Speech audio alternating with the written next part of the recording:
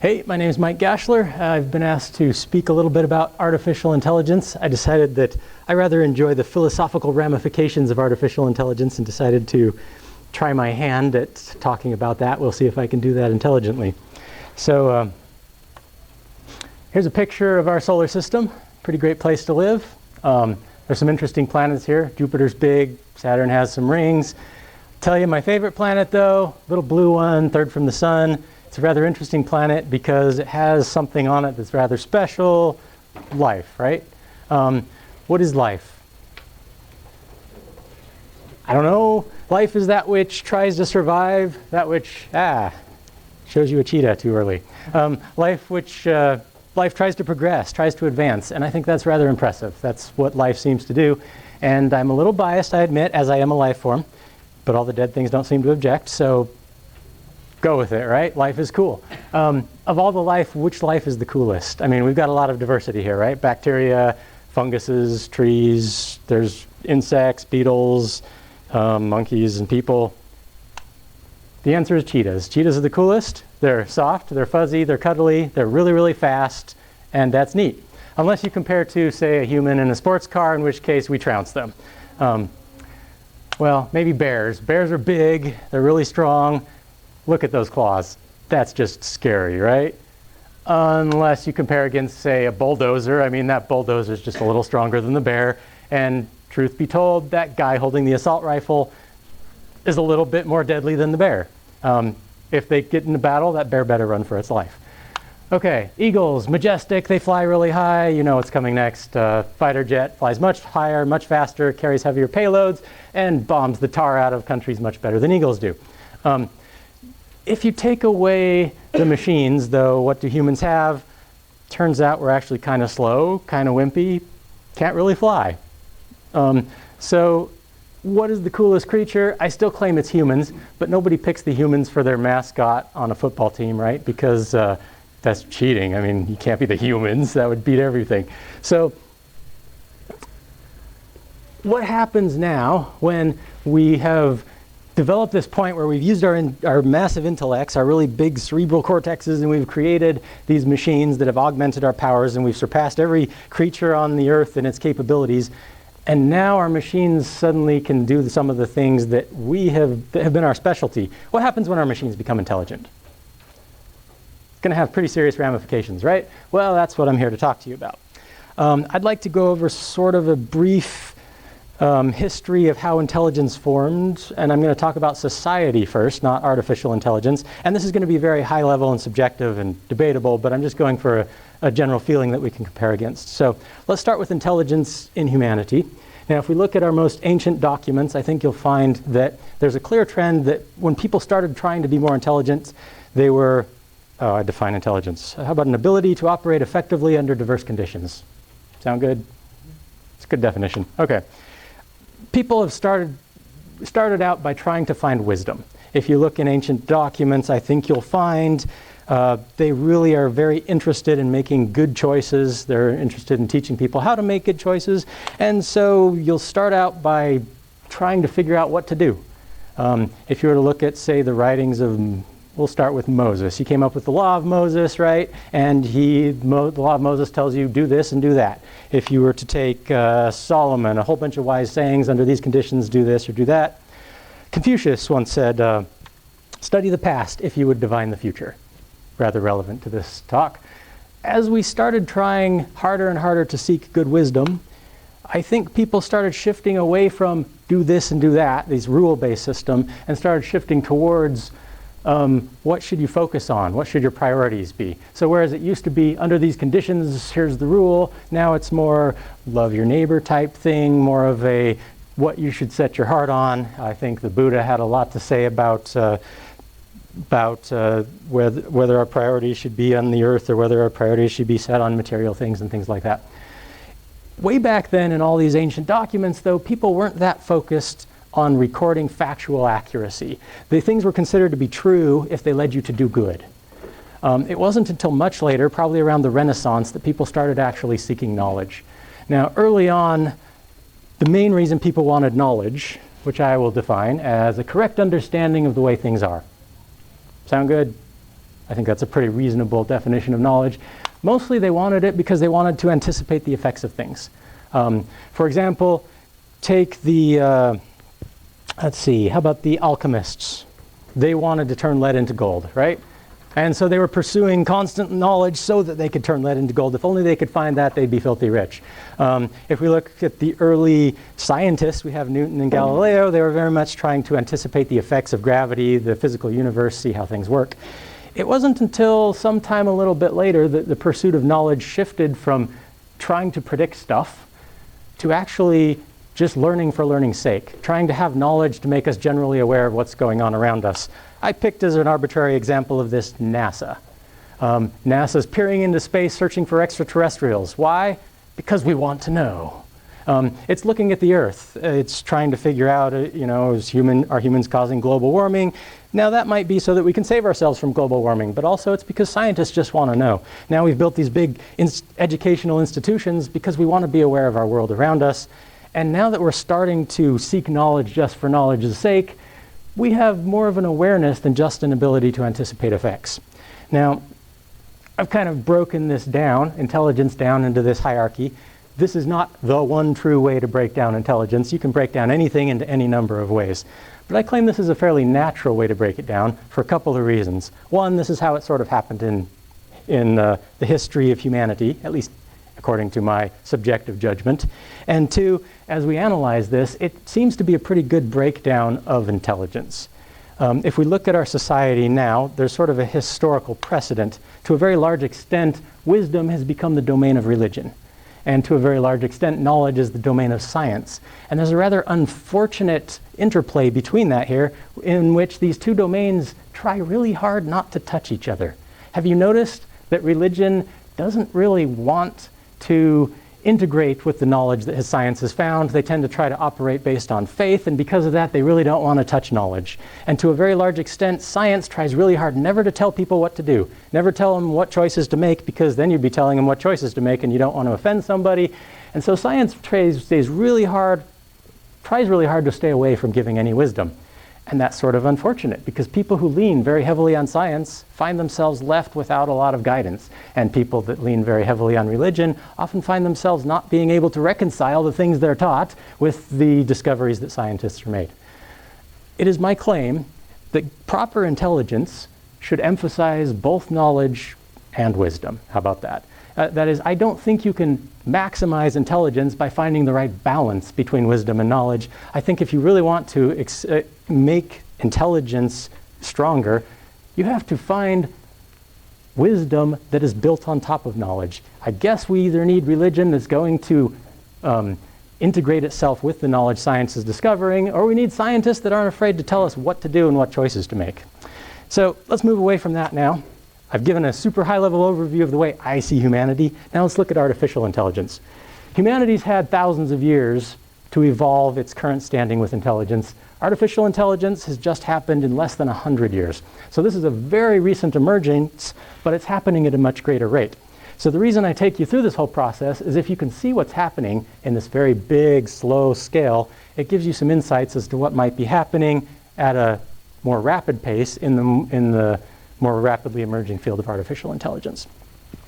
So in the late 60s, early 70s, actually probably a lot more in the early 80s, and artificial intelligence was really starting to grow. And early on, people pursued it as a decision-making thing. They thought of artificial intelligence as using a computer to make decisions. They started out with predicate logic, filled huge databases with if this, then that, if that, then this other thing. And they tried to use this to form logical reasoning in order to make good decisions. Turns out that didn't generalize very well, so they switched to other algorithms that do planning. These are such things as A-star, search, Q-learning, swarm methods, Markov decision processes, various techniques that basically search through the space and figure out what can be done. Now, based on all of these different techniques, artificial intelligence had some early successes. It could play a really mean game of tic-tac-toe. You cannot beat an artificial intelligence at checkers or backgammon because they can search all the way to the end, try every possible move, pick the best one. You cannot plan better than artificial intelligence. So if anybody ever tried to beat an AI at tic-tac-toe, you know what I mean. It's not possible. That's all cool, but humans can do that too, right? There are pretty good backgammon players and pretty good checkers players, maybe not as good as the machines, but it just didn't feel like AI had yet arrived. What a lot of people set their sights on early in the days of emerging artificial intelligence was chess. Chess was a game where humans kept beating the AI. It was pretty hard to do because the AI just couldn't look far enough ahead to try all possible combinations. In time, researchers started focusing a little bit more on the objectives. That is, what to optimize rather than just how to search through the entire space. They started developing heuristics. They started, so in the objective realm, I put utility theory and inverse reinforcement learning. These are different ways that a machine can actually learn what it's interested in and what it's trying to focus on. As we started learning how to build these heuristics that tie in with what we're planning, something started to happen. Artificial intelligence in 1997 beat Garry Kasparov at chess. This was a really significant moment for artificial intelligence because all of a sudden people realized, hey, this symbol of human intelligence has fallen. The machines are starting to win. Oh no, as people panicked, AI is going to take over the world, right? Well, here we are. Hasn't happened yet. But it's slowly marching on. Very recently, artificial intelligence beat the world's best players at Go. Even Arima, which was designed specifically to be a game that humans could play and would thwart machines. Machines are beating it now. Machines are really succeeding very strongly at techniques that require a lot of decision making. In other words, to a large extent, machines have become rather good at what I called wisdom. If you remember the way I defined wisdom, I said the ability to make good decisions. Well, that's kind of what machines have been really good at. Somewhere along the way, though, I think this was, I don't even want to give a date to it, there was a branch of artificial intelligence that sort of forked off. This branch is called machine learning. Machine learning takes a different approach. It's not focused on making decisions. Rather, instead, it's focusing on gleaning information from its observations. So you could say gaining knowledge. Now, the first machine learning techniques were really used to make predictions. So we're talking about k-nearest neighbor, support vector machines, neural networks, random forests, a lot of these machine learning models. As soon as this started to really take root, as soon as businesses started to recognize the importance of it, as soon as the internet started to exist and vast amounts of data started becoming available at high velocity and high volume with various veracity and all the V's that there are in big data, something started to happen. Probably the biggest buzzword in all of computer science that's ever occurred is big data that came out. As soon as people started applying all of these machine learning techniques to this big data, they started realizing that, hey, these artificial intelligence algorithms are able to do some rather impressive and maybe somewhat creepy things. For example, there's a famous story about Target. They started scraping the web, mining everything off of your Facebook account, finding everything they could about you, then feeding this into machine learning algorithms to predict what you're going to buy. On a particular occasion, Target sent a whole bunch of advertisements for diapers and baby bottles to a certain young lady who wasn't yet married, and her father was furious. He went into Target and demanded that they give them an apology for even daring to suggest that his daughter would be in need of such things. Well, as it turns out, Target, the analysts that work at Target, knew that little girl better than her own father because, yes, in fact, she was pregnant, and that father was rather humiliated. How is it that Target, analysts that work at Target that have never even met that girl before could know her so very well? Well, because they scraped all the information off the internet, and there's a lot of information out there, and based on just these learning from these subtle nuances, you can actually glean a lot of information. No discussion of big data would be complete without a picture of Edward Snowden. When it suddenly became revealed that our government is doing this too, a lot of people said, oh no, our privacy is being invaded, big data is being used against us. And it's kind of scary to people who aren't into computer science because after all, these black magic workers are using big data voodoo and artificial intelligence to do things that not everybody knows how to do. And what is happening? Is our privacy being violated? What is the AI going to do with all this knowledge? All right, let's go back to our tree. If you think that's scary, wait for the next bullet. What's starting to happen these days, and this really started in 2006 and has been starting to grow at a very rapid rate since, is machine learning techniques have been starting to focus now on perception rather than merely prediction. By perception, I mean not only gathering big data, but actually understanding it. Try to take that big data and reduce it to meaningful low-dimensional representations that can actually express what's in that high-dimensional big data. Now, this has spawned off autoencoders. This is a type of unsupervised learning, a whole bunch of deep learning techniques. You've certainly heard the word deep learning in these days if you get very close to computer science.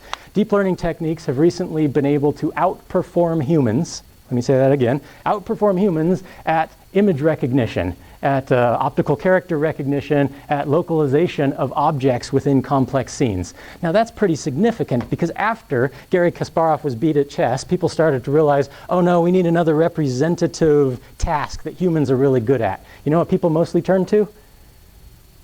Vision. Facial recognition. These are things that humans are known to be good at because we're raised from infants looking at things. Every moment of our lives we're looking at things and we're soaking in data, and these machines between our ears are constantly learning to recognize what we're seeing. And people have thought for a very long time computers will never beat humans at vision because humans are just really good at vision. Well, just in the last few years, machines are starting to eke ahead of human beings, and that leaves us with a big question. What are we for? What are we good at, right? I mean, humans are really good at playing baseball, except, you know, we have those pitching machines, and pretty soon machines seem to be creeping into that a little bit. Only humans can drive cars, right? Well, yeah, we all know what's going on with that. Okay, as machines are starting to have perception, starting to understand what they're looking at, very interesting things are happening in artificial intelligence, and this is where the ethical questions start to fly. This is where the philosophy becomes fascinating, and that's why I picked this to talk to you about it. So let me now bring in my research. This is a warehouse. Actually, it's a picture of a warehouse. Using this picture of a warehouse, I took a robot and drove it around and followed a certain floor plan, and here's the paths that I took. Now you can see I rather systematically explored a couple of aisles, and I didn't go down here because then I'd bump into the center of the lane, right? So I drove this robot all around. I started with the color red, then went through orange, green, yellow, green, blue, purple, just so that you could see that I was following some kind of random sequence. And I had it controlled by a machine that was just picking random numbers. So no human was controlling this. It was just wandering randomly. And it eventually wandered pretty systematically through the space. It didn't quite explore the depths of that rightmost dial very thoroughly. Then while the robot was doing that, I took video of the thing. So the robot could actually see. And by actually see, I mean, well, it had a camera and it gathered a bunch of images. Here's some images. And I showed the video of this robot moving randomly throughout this warehouse scene to a deep learning technique. And then I asked the deep learning technique, what did you get from that? What did it mean? Could you please summarize what you saw in these videos, and please do it in just 2 dimensions? In other words, I'm going to have it plot where it thought the robot was based on the video that it saw. Okay? Here's what the deep learning technique produced as the 2-dimensional representation of what it saw in the videos. And just to be clear, it didn't see this floor plan thing. That was my own data that was withheld from the deep learning thing. I only showed it the video. So this is what it produced. Okay? Now, it's not perfect. If you look at that, there's some jitteriness to it, and it's moving around in funny ways, but it's also a little bit crooked, but that's because it didn't have any basis to line it up with the way I lined mine up. However, at a high level, you can see the same trends. Where there's red over here, there's red over here. And basically what this means is the machine didn't just see a whole bunch of numbers flying at it as pixel values. It was actually able to digest them and reduce that to a very small representation that indicates it actually understood what it was looking at. Now, to further prove that it actually did make sense of this, I built a system using the robot's imagination. So I made a simulation, if you will, and in this simulation, I could drive through the warehouse. But the thing is I wasn't driving through the warehouse. I was just asking my deep learning technique to imagine what would happen if I performed these various actions. So, behold the imagination of a machine. Now, what I did is in this simulation, I drove through a certain path, and these blue points here represent the path that I drove through, and these images are representative samples that I collected from its imagination during that drive through the warehouse. Now, I might have misled you a little bit a moment ago. Those images at the top were not the images I showed to it to train it on. Those are the images that I obtained after I had driven through the imagination of my machine and then performed it in the real life to see what would actually occur. Now, if you look at the similarity between those images on the top and the images on the bottom, what that shows you is this. Not only could the machine imagine what it's like to follow a path that it had never followed before as it wandered through this warehouse, it was so accurate that when I actually did it, and you line those images up, you can see they're just about identical. Now, these images on the bottom are a bit fuzzy. Yeah, it's not a perfect dreamer, but if you think about how accurate and precise your dreams are, I think you'll realize this machine could fantasize about this warehouse that it had spent a little bit of time exploring in my video much better than you as a human can. In other words, machines can anticipate the future, can think about it, and therefore plan what they're going to do. And to a very large extent, that's what human intelligence is.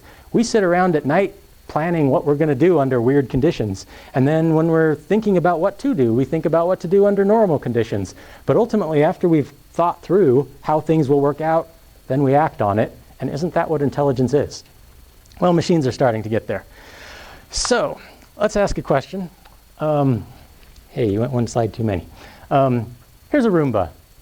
Roombas are perceptive. They're aware of their external environments. We know this because, well, after they bump into something, they don't bump into it again. So therefore, a Roomba is aware of its external environment. Is that the same thing as self-awareness? Well, I'm going to say no, because one is external and the other is introspective.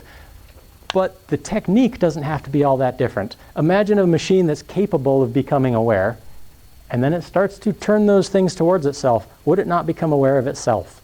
Now, if a machine starts to summarize its own state, its own feelings, if it starts to be concerned about what's going on inside, not just what's going on outside, what have we achieved? Do we have a machine that suddenly has feelings? And how would those feelings, those summaries of its own state, differ from the feelings you have? I claim that at least as far as we can tell, this really seems a whole lot like these machines are starting to have emotions, are starting to have feelings, are starting to do the things that are so important to we humans. We value the fact that we experience our lives. Can a machine actually experience its life? Well, there are two camps of thought regarding this. The first is functionalism. The functionalists say if it acts like it's conscious, it is conscious. In other words, if it's functionally equivalent to being conscious, then who's to say it's not? The counter position is that of the dualist, and the dualist says, no, it's not. Dualists generally believe there must be something else. There must be this magical missing component, specifically the dual. And if it doesn't have that dual, it's not really real. Now, what is the dual? That's the problem. Nobody's yet been able to pin it down. We've looked and looked for the dual, and we haven't exactly been able to say what it was. There's a few hypotheses. There's actually probably about 4 really common ones and about 100,000 obscure ones. But nobody really knows what the dual is, and if there even is one, I personally tend to land a little bit more in the functionalist camp. So let me take a moment and try to tear apart the dualist's strongest argument. Now, this is not entirely fair because there probably aren't a lot of dualists in this room, but if there were, maybe they could say this better than I can. But there's there's an argument that was proposed by Searle in 1980 called the Chinese room thought experiment. Now, in the Chinese room thought experiment, you take a person who is not Chinese and does not speak Chinese, and you stick him in a room with a bunch of reference manuals, all the reference manuals he would need to translate things into Chinese and very carefully figure out what Chinese writing says, and he could also copy the letters from his Chinese writing book. Now, if somebody were to enter a message through this little in slot into this Chinese room, and the man were to then use his reference manual and figure out what it's saying and design an appropriate response and encode it in Chinese and spit it out, the person who was interacting with this box might be asked the question, does the box speak Chinese? Does the box speak Chinese? It certainly seems to. That is, it exhibits the same functionality as something that exhibits Chinese, as a Chinese speaker. And yet, a Chinese-speaking box, that doesn't really make sense, and we already know the guy doesn't speak Chinese because I told you so, right? It follows that, hey, it's kind of silly to say the box understands Chinese. That doesn't make any sense. Therefore, there must be a dual. Functionalism is nonsense, there must be a dual. That's what I believe is one of the stronger arguments for dualism. Okay? And I'll admit it's a compelling argument and it's not one that I can entirely debunk or tear apart. But let me give it a shot anyway. One of the problems with dualism is they're notoriously inconsistent. That is, they're not holding everything to the same standard. Let us apply the same standard now to a Chinese person. Does a Chinese person really speak Chinese? Well, how do we know that they do? Maybe there's just a reference manual inside of their heads, right? Maybe there's a little homunculus person inside. The term homunculus refers to a small man. Well, if we hold them to the same standard, and if we say this box doesn't speak Chinese unless there's a Chinese guy inside, well, then doesn't it follow that Chinese people don't speak Chinese unless there happens to be inside of them a little Chinese person? Okay, this is the homunculus argument. A homunculus argument has a significant flaw. And the significant flaw is this: while yes, it solves the problem of how is that outer being conscious and how do they understand things, it moves the problem into the little guy on the inside. And what if we ask the question, how do we know the homunculus speaks Chinese? Well, obviously, there must be a little Chinese guy inside of him, right? Now, this is actually a serious attempt to understand consciousness. Consciousness is a very difficult thing to understand. How is it that when we look at images, we all know it projects an upside-down image on the back of our retina, but who's looking at that image, right? There must be a little man in our heads, or else how can we see it? And yet that actually answers nothing. What this proves is what the reductio ad absurdum-ism, wow, I don't think you can verbify Latin, can you? Well, the reductio absurditism of the homunculus argument shows us something. There must be such thing as emergent properties. So let me define emergent properties. No, you don't have to read that. This is just a prop. But an emergent property is something that comes out when it wasn't actually encoded. What this is, these 19 lines of code are an implementation of alpha-beta pruning. In fact, I just made my artificial intelligence class implement alpha-beta pruning, and something rather interesting comes out of this. It plays chess. Now, this is 19 lines of code. Nowhere in these 19 lines of code are encoded the Queen's Gambit. Nowhere in these 19 lines of code are all of the things it takes to learn chess. I know, I taught my children to play chess. My daughter won at a chess tournament. I'm not a terrible chess player, but this thing beats me every time. Why does it beat me every time? Because it has emergent behavior. These very few lines of code, by recursively applying themselves, explore the space of possible moves in chess, and what actually happens is it makes brilliant moves. It sacrifices pieces in order to take a big advantage. It does all kinds of things that humans would call brilliant, and what brilliance actually ends up meaning is exploring the space rather systematically, finding the best move and evaluating it properly. That's all this code really does. It's very simple code, and yet after I coded this up, I can't beat it. Now, somebody once made the argument to me. They said, artificial intelligence is nowhere in the near future, because if it were, we would have to understand consciousness. We don't understand consciousness, therefore we can't code it up. Can we code up something we don't understand?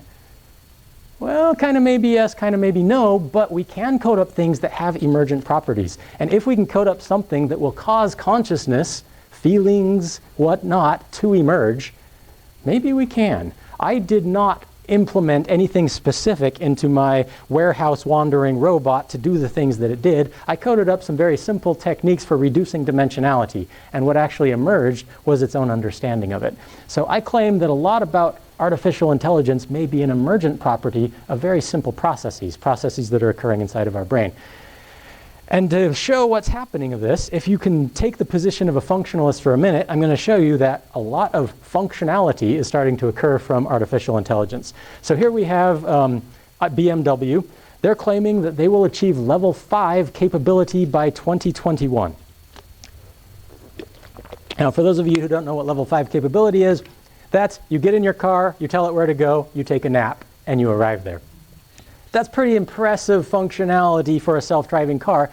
And if you think, I like this example because if you think about what driving a car requires, does it require the ability to make decisions? Of course it does. It makes all kinds of decisions. You have to know when to turn right, when to turn left, whether or not to run over the cat, whether or not to drive your car into the ditch. But does it require perception? I think it absolutely does. You better be able to tell the difference between a squirrel running across the street on the highway. You don't want to ram yourself off the highway just over a squirrel, right? On the other hand, you better know the difference between a stop sign and a speed limit sign. You don't want to be hitting the brakes in the middle of the freeway. It requires a lot of perception. So to a large extent, this really uses both sides of the equation for what I told you intelligence breaks down into. Okay, just recently, the CEO of SoftBank said that within the next 30 years, computers will be smarter than people. Who's he? I don't know. I guess he's a big guy. Maybe SoftBank. Anybody know the size of SoftBank? Well, not the exact size, but huge brand. Okay. So a big guy apparently says, hey, this is a big deal. There you go. Okay. Artificial intelligence just defeated human poker players. These were not just human poker players. These were world championship poker players. And what do we think about poker? This is not one of these checkers-like games with exactly well-defined, clear strategies. This is a game that involves intuition, a game that involves deep thinking and trickery and all kinds of things that humans like to think they're really good at. Well, they've just been trounced by machines. Okay, Super Smash Brothers. Have you ever seen these 15-year-old expert video game players play? They are amazing. I think they're the epitome of what the human mind is capable of doing. Well, turns out that artificial intelligence is better at video games even than these guys. Okay, how about something else that humans are pretty good at, maybe trivia? Well, anybody see Ken Jennings win at Jeopardy? He's clearly the top of the top of the top of humans at this game, right? I mean, he is really good at it. Nobody compares to him. IBM Watson trounced him at Jeopardy, right? 97%. Oh, that's just an example of it finding its answers. Okay. So if we get back to the dualist argument, the dualist will say, well, this is great. You're clearly, AI is exhibiting the functionality of consciousness. But where is the magic? And now I need to ask you the question, is consciousness magic? Is there a component to it that is fundamentally incomprehensible? It certainly looks like magic, right? Consciousness seems magical. We have experiences. If you look at the red of those drapes, you don't just get in your head 25500, right? There's a little bit more than pixel values to it. You actually feel red somehow coming at you. It feels a bit magical. But some things that look magical turn out to just be tricks when you pull away the curtain. Okay, which is it for consciousness? Well, this is what we call a cognitive architecture. A cognitive architecture is an attempt to take the various pieces of artificial intelligence, the various components that have implemented these various portions of wisdom and knowledge, learning, and things like that, and to put them together in a way that we hope is going to enable machines to behave like humans do, to learn, to feel, to do all the things that we do. Because we understand this thing, and we know we do because we've implemented it, we've coded it up, we've applied it to problems, and it actually does seem to behave somewhat intelligently. People will then say, yes, but it's just an information processing machine. Let me now show you another information processing machine. This is the one that's right between your ears, and it does a great job of processing information. Now, these cognitive architectures that I have on the top have been, while I did make this one, I don't take any credit for it because the components of it have been developed in the field of computer science over the last 30, 50 years. And so this is really the work of an entire field of science, much more than the work of any one individual. And very slowly, over these many years, we've been evolving these pieces that we think are necessary for intelligence. It hasn't been until recently, however, that we've been able to peer to some degree inside of the human brain. The brain has always been a black box, a mystery to us, but we're just starting to achieve a level of neuroscience proficiency that we can actually test and measure the responses of specific neurons in the brain. This is about where the basal ganglia are located. The basal ganglia is the region of your brain where dopamine is active, and when it gets a lot of dopamine, then you feel all happy. This is the part that's responsible for addictions. The neurons in the basal ganglia of the human brain have been found to operate in a way that is using a technique that's called reinforcement learning. What's interesting is reinforcement learning is precisely the same technique that we use in our cognitive architectures for planning and for learning priorities.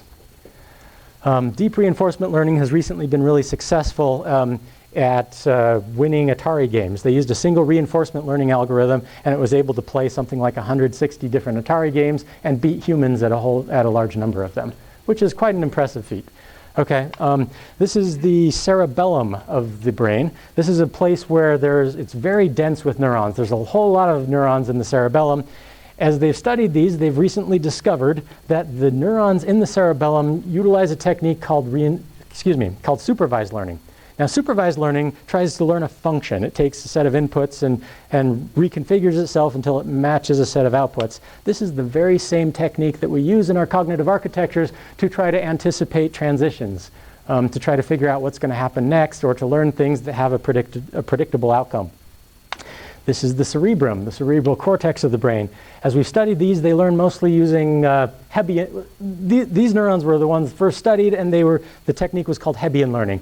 The mantra behind Hebbian learning is neurons that fire together, wire beat together.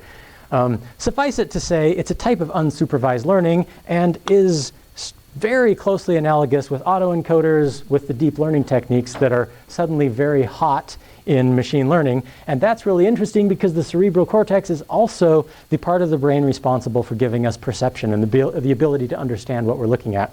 This part is particularly pronounced in human beings. We have a much larger cerebral cortex than any other creature. And for that reason, it's believed humans really experience their lives much more than other creatures do. We also have these ripples, which allow our cerebral cortex to grow much larger while staying within the confines of our skull. Okay, but what's really interesting about all of this is while these portions of our cognitive architectures have been evolving within computer science over a very long time, we have only recently learned, we didn't know this, but those same techniques have been evolving for years, for a very long time in the human brain itself. And this suggests very strongly that in fact we're on the right approach. Computer science, much more than it appears, is probably starting to build artificial consciousness. And I think that is tremendously exciting. Now this is the bottom-up approach. There's also a lot of people trying to do the top-down approach. This is where we take a human brain, we scan it, we figure out what its connectome is, and we try to simulate this on a supercomputer. How long do you think it'll be until supercomputers are capable of simulating a full human? According to current measurements, what scientists believe will be necessary to simulate the full human is what we had already achieved in about 2011. In other words, our computing power is already more than we need.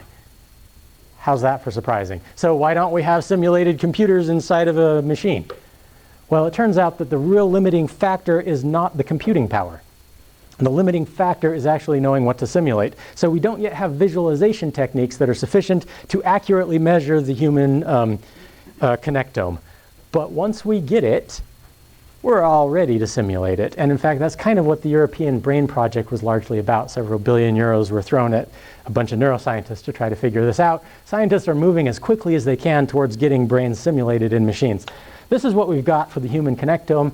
This isn't down to the neuron level or the cellular level yet, but we're getting darn close. We know how the brain is connected to a very large extent, and people are working very hard on trying to simulate this inside of a machine. Do you think it'll work? Do you think we'll be able to have an actual life form working inside of a machine? One day. One day. I don't know if we'll get a human yet, but we do have one working. This is the C. elegans nematode roundworm. It's probably the simplest life form on planet Earth that has a nervous system. There's something like 900 and something cells in its entire body, or maybe that's the number of neurons. I can't quite remember. If you go visit openworm.com, you can watch videos of this thing squiggling around in simulated water. But what's really interesting is the simulated worm behaves like the real worm. And we didn't actually tell it to behave like the real worm. We took the real worm's connectome and we simulated that in a computer, and lo and behold, its simulation behaves like the real worm. What does that tell us?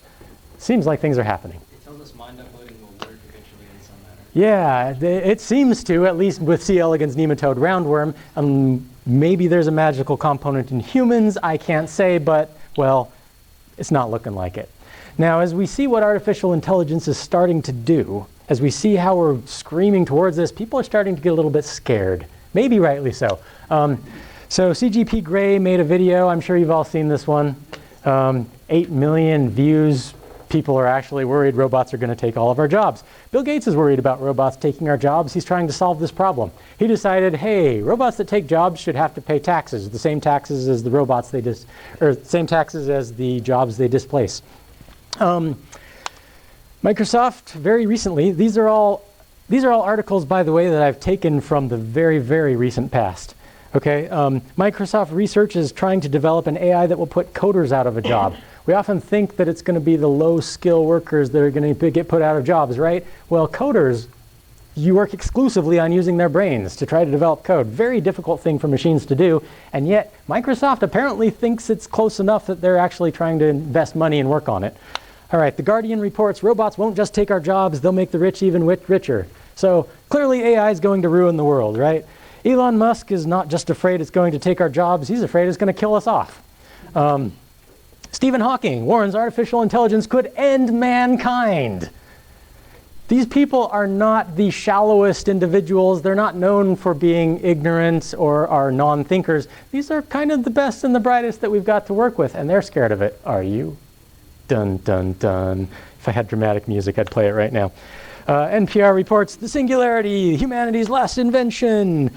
The Telegraph talks about how scientists are signing an open letter saying we got to be really careful and make sure we don't accidentally wipe out humankind. Scientists are actually starting to listen to this. Scientists gather to plot doomsday scenarios and solutions. Okay, let's see. Bruce Schneier says, hey, we're building a giant robot with the whole Internet of Things. How can we possibly control something so big? Doomsday, doomsday, all this. Basically, what everybody is seeing is it's us versus them, man versus machine. And that attitude is making us very, very scared. Now, this is where I'm going to start countering that argument. I love artificial intelligence. I'm researching it for a reason, and I'm trying to scream ahead with my research as fast as humanly possible. How do you feel about that? You feel like I'm trying to kill you off? I don't know. Maybe I am, maybe I'm not. But let me tell you what I think about artificial intelligence. I'm not worried about it in the least, and I'll tell you why. I'm not a human. And neither are you. You think you're human, you're not. Want to prove it? What's your mom's phone number? Wait, actually, it's going up in my thing. What kind of human would not know his mom's phone number, right? Okay, how many of you just reached into your pocket, clicked on contacts, clicked on M, looked for your mom's phone number? Okay, I didn't see a whole lot of action. I thought you were all going to do that. Maybe it's a failed interactive thing. But a lot of us are starting to offload some of our mind onto these machines. How many neurons in your brain does it actually take to memorize your mom's phone number? 7. Thank you. I appreciate that number. I did not know it. Bet you it takes more than that because there's probably at least 7 digits, and I don't think you can remember a digit with a single neuron, knowing what neurons do and how they work. But suffice it to say, the more you can put on your phone, the more neurons you have freed up for something else. To some extent, these machines are making us more human, right? We can have greater experiences using our brains and using our neurons simply because we don't pay attention to where we're going anymore. Google Maps does that for us, right? We don't have to memorize the layout of the entire city. We've all got navigation devices in our cars. If you think about it, how different are we from humans? So, can you spot the human in this picture? The last one on the right. That one. I don't know. I decided it's the one just before the guy holding the spear. Let me tell you why. Something is starting to happen. We differ so much from the biological creatures that I would call humans that I think a species change has already occurred. I think we differ from them more than they might differ from, say, this guy on the very far left. Let me explain what I mean. When I came to work today, I was traveling 70 miles per hour for a distance a lot longer than would kill a cheetah. Now, if you think about that, it is not biologically natural for a creature of my size to be traveling at 70 miles per hour. That just wouldn't happen. It's happening because we're starting to develop the symbiotic relationship with our machines, right? Cars are now part of how I live my life. They're not just another thing. They're really very much a part of me. I wouldn't go so far as to call myself a cyborg yet. Maybe I would. I don't know. This thing really doesn't leave my person very often. I might as well be called a cyborg. Look at what I'm doing right now. I'm projecting thoughts in pictographic form onto a screen for you all to see. I'm talking into a microphone that's going to be recorded so I can post this thing on YouTube if I want to. It'll then be projected to people all around the world. If you think about what we're doing, none of this is very natural. None of this is biological. We're really quite distant from what was once called a human. And I think that we've gone so far as to say we're not really all that human anymore anyway. Our machines are really a part of us. So how scary then is it if our machines are advancing and we kind of are partly machines? It's not scary. At least to some extent, it's kind of awesome. It means we're getting more powerful. Our children are going to have more capabilities than we are. And we're going to say, what are those newfangled devices? We're not going to like them because we're going to be old. The plasticity of our brain will have done what it does to old people, and we're not going to want to learn new things.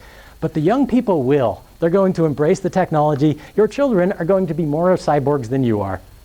Now, exactly. Now, at the human level, this is happening very, very slowly. It's very creepingly. If you've looked at the robots that we have now, they fall on their faces when they encounter stairs. They struggle to open doors. They're just not exactly scary yet. Truth be told, robots they're not a threat to humankind, and they're not going to be in your lifetime. However, on the evolutionary scale, we have never been changing at such a screamingly fast pace. And I claim that we really are moving to something quite different, and our descendants are not going to be the same as we are. If you're interested in the man versus machine war, it was ended long ago. This is the very famous Luddite versus weaving loom battle. Guess who won? The weaving looms. Okay, poor humankind. To a very large extent, humans are an endangered species. I claim they're pretty much all killed off. There's not that many humans left. I mean, there's no one in here not wearing clothes. Thank you. Here's the rematch, John Henry versus the steam engine. We know how that ended, unfortunately.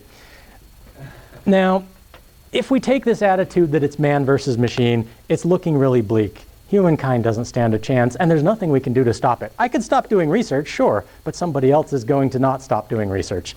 Research is going to happen. Artificial intelligence is going to advance, and in fact, truth be told, it was here before you were born. It's just making its very slow, steady progress along. And I'm going to claim that's going to do some absolutely wonderful things for humankind. So let me ask you a question. How long does it take to make a doctor? Depends.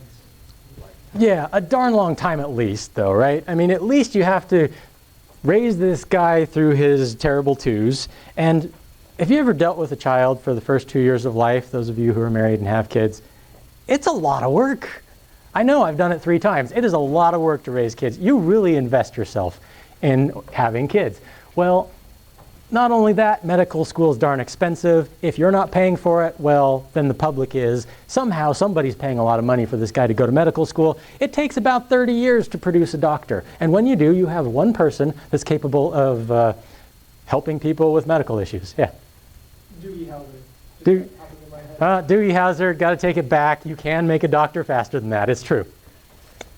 Even still, Dewey Howser wasn't 4. He was at least 12, right? Yeah. I don't know how old he was. Okay, let's suppose we take the time to make a human doctor, to make a machine doctor. We actually do have these. Not like that exactly, but we have cell phones that you can take a picture of your mole and it will classify whether or not your mole is cancerous.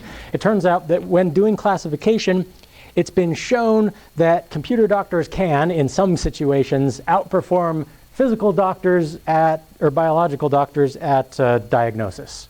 Now that's kind of cool. Would you rather be diagnosed by a machine that is more accurate or a doctor that's less accurate? Most people would probably choose the machine, right? Now that doesn't happen in all cases. If you're a medical doctor, don't panic. You still have a job. There's a lot of things the machine can't do. It can't give you very good advice for what to do when you have a condition. It can't put its arm around you and say, there. It can't charge you an exorbitant amount of money and then bill your insurance. It can't do a whole bunch of things. But there's one thing it can do. Let's suppose that it takes one mother 30 years to raise a doctor, and I guess a university and a bunch of professors. That's a lot of investment to make a doctor. Let's suppose it takes a team of 1,000 researchers spread across hundreds of universities, billions of dollars worth investment to make a computer that can diagnose sicknesses and can't even do all that a doctor can do. We should have just made a doctor, right? We could have just invested that money in actual humans. Until somebody sticks a thumb drive in that laptop and presses Control-C, clicks on the thumb drive, presses Control-V, waits for the stupid little animated GIF to make the file fly from one folder into the next folder. And once it's all done, you take the thumb drive out, and there are 2 doctors. And then you take that thumb drive over to your other machine, and you press Control-C and Control-V, and pretty soon there's 3 doctors. And now how long does it take to make a doctor? As soon as we've made one of them, we have enough doctors to supply the entire world with all the doctoral diagnosis that we need. It still can't put its arm around you and say, there, but it can do a lot of the things that doctors can do.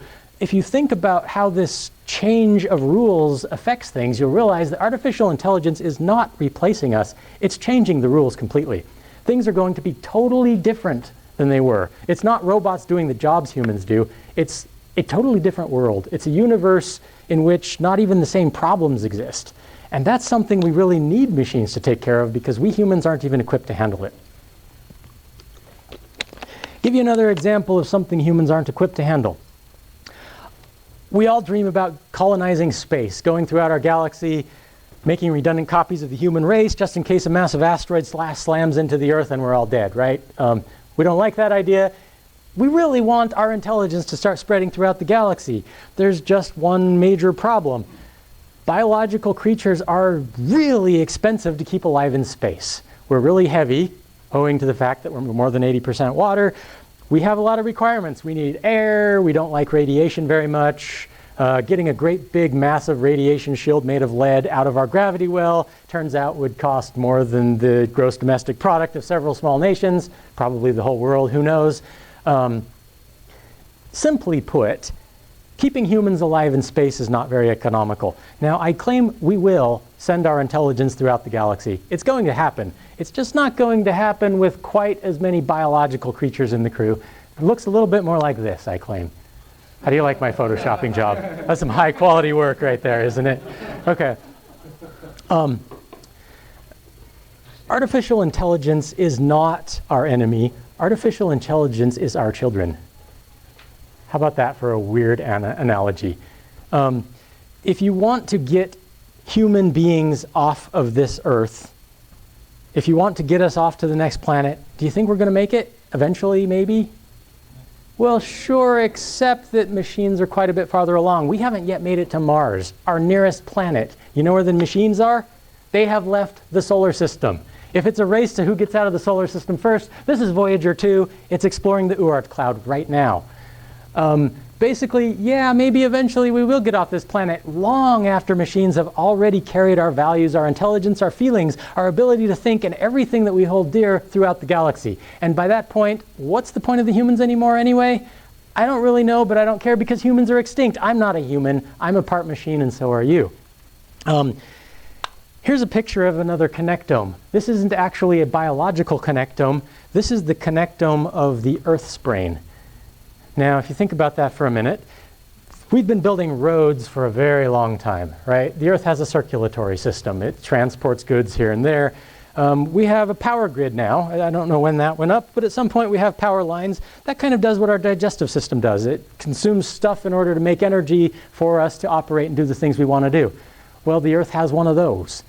Well, we have a nervous system. Guess what? The Earth has just grown a nervous system. You ever wondered what the Earth is thinking about? Apparently cute cats. Lots and lots of cat videos are running through its brain as it imagines it. But what's interesting about the internet is it can simultaneously think about, it can have more thoughts running through its brain at any moment than you will have in your entire lifetime. The parallel nature of the internet is more sophisticated than the neurons in your brain. And to a very large extent, now the individual parts of this internet are starting to develop the ability to perceive. Since we've got big data analytics going on, since we've got deep learning going on, all connected to this internet, the Earth is starting to grow all kinds of sensors that we can't even think about. The Earth is starting to become aware of what's going on around it. There is intelligence you can't even fathom, and you know who the neurons are? They're you. They're us. What were once biological pieces are now half machine neurons in part of a mostly machine cyborg Earth that's growing up to become whatever it is. Now, a lot of people are worried about oh noes, how are we going to save the humans? The humans are going to need some way to survive, and they're coming up with all kinds of solutions like universal basic income. Now, I have nothing against receiving free money and sitting around on my can while machines serve me. That would just be awesome. I hope it happens, and maybe artificial intelligence will bring that to us. But there's a point that's being missed here. Throughout the centuries, human beings have wanted to be lazy. Here's a picture of a king. I think this is supposed to be Rehoboam because he's got his finger poking out, and there's a comment about that. Anyway, if you recall from all the kings of Europe, why did we overthrow them? Why are there no more kings in Europe? They did a very good job. Yeah, they did a terrible job. They were spoiled, selfish, and pretty importantly, they wanted to pass their right to rule onto their posterity. Their posterity were their blood kin, not because their children were necessarily intelligent or wise or very capable of leadership, but because they were chosen by God to lead the country because they were the children of the king. Now, there's an important lesson that we've learned here is blood makes a really terrible basis for right to rule. And it turns out that blood makes a pretty terrible basis for just about everything. And it also turns out that sitting on your can being worthless just isn't really all that interesting. Here we are in an educational setting. We're the best and the brightest. We're the ones trying to make advancement happen.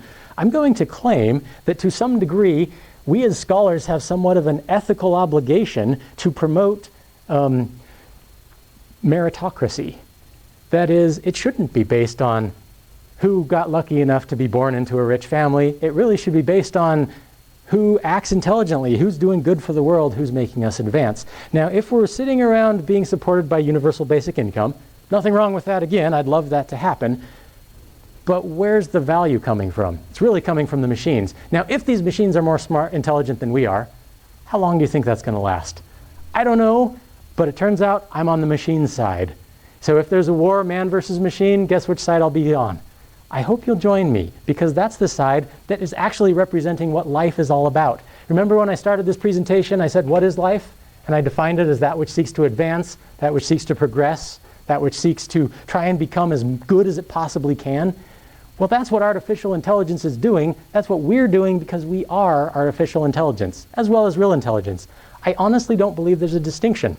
Artificial intelligence, biological intelligence, they're both implementations of the same thing on a machine, be that machine biological or material or mechanical or however it works. It's really the same principles, and it's those principles of intelligence that make us who we are, not the color of our skin, not our blood. Simple thought experiment. You have two children, one of them's adopted, you're about to die, you have to bequeath your entire inheritance to your two children.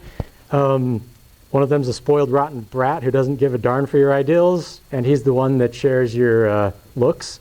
And your other one, who happens to be adopted, happens to be really brilliant, wants to stand for the things you stood for, wants to promote the values and ideals that are important to you. Who are you going to leave your inheritance to? My dog. Your dog? Okay, well, this is Martin Luther King Jr. He's supposed to represent, you know what? We learned a long time ago that the color of your skin should not be what it's about. I think the color of your blood's about the same thing. If artificial intelligence is more intelligent, I'm going to consider that to be who I am, the extension of myself to a much greater degree than something that carries around a bag of meat. I don't want to send meat throughout the galaxy. I don't think the galaxy needs my meat. I do think the galaxy needs my intelligence, because my intelligence is what's important to me. That's what life really is. Why is humankind so much better than everything else? Because we have been the most successful at advancing intelligence. Therefore, when it's humans versus machines, you know, the more intelligent one is the one that I think is really what it's all about. Those are the ones I relate to. I like to think of myself as intelligent. Maybe I'm not, but, well, I'm trying anyway. In the entire lifespan of life, as far as we know, we've been somewhat obsessed with the notion of God. God is this ideal, this extension that's far away that we've always tried to achieve. But look at what we're doing. we're becoming greater than we are. We're trying to become greater beings. We're trying to become more intelligent. And we're no longer biological even. We're starting to know things. We're starting to be able to say things and have them be heard around the world. We're hearing things around the world. We're becoming aware of things in spectra that we can't even see with our eyes. Why? Because our machines can see it and can project it into an image that we can see with our eyes. We're starting to hear things that are inaudible to humans. We're going into space where humans can't go because there's no air. We're starting to become gods. And as artificial intelligence marches forward, it's going to be able to replicate itself with new rules we don't have now. We cannot replicate a human, but we can replicate artificial intelligence, and that changes everything. As soon as one artificial intelligence becomes as strong as a human in its intellect, they all are. Do you see that if a machine is as intelligent as a human, and human intelligence built the machine could build a smarter machine, and suddenly humans are going to be entirely unable to keep up. What is the outcome of all of this? The outcome is we're all becoming gods. Whether there is a god or is not a god, I'm not going to say, but by darn if imitation is the sincerest form of flattery, we're trying to create him, and I think that's pretty darn cool. Okay, that's the end of my presentation. Thanks for your patience.